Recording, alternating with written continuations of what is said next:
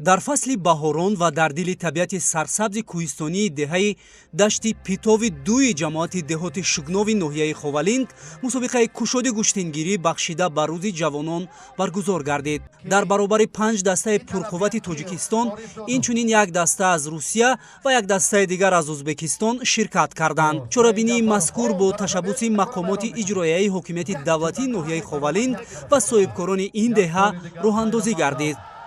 аз ҷониби дастандаркорон барои ғолибон тӯҳфаҳои гуногуни пуливу молӣ ва ҳамзамон 6 шоҳҷоиза бо маблағи калони пулӣ пешниҳод гардид. Барои шоҳҷоизаи аввал Раҳматуллобек Фарҳодов бо Шерзод Паҳлавон даст ба гиребон гардида, Раҳматуллобек дар охир тавонист тӯҳфаи арзандаро аз они худ намояд. Барои шоҳҷоизаи дуюм ду паҳлавонӣ шинохта Улуғбек Раҳимов бо Бобоҷон Бобоҷонов вориди рақобат шуданд ва бо даст боло шудани Бобоҷон ҷамъбаст гардид. гӯштингирии сангинвазнҳо дар чунин мусобиқаҳои майдонӣ аз рақобатҳои марказӣ ва сертаваҷҷӯҳ ба шумор меравад.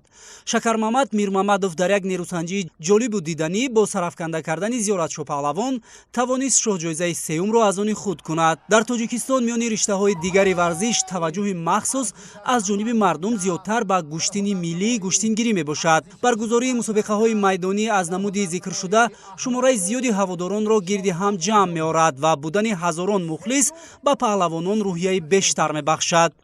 дар идома ҳаводорони гӯштин тавонистанд шоҳиди ҳунарнамоии паҳлавонони номдори кишвар гарданд. аз ҷумла Шариф Назриев ҳарифи ӯзбекистонии худ Рустам Паҳлавонро мувоҷиҳи бохт намуда даст боло гардид. Ҳайдари Сайдакбарзода ва Муҳаммадраҳим Сарахонов низ ба рақибони худ пирӯзӣ ба даст оварда аз шоҳҷоиза бенасиб намонданд.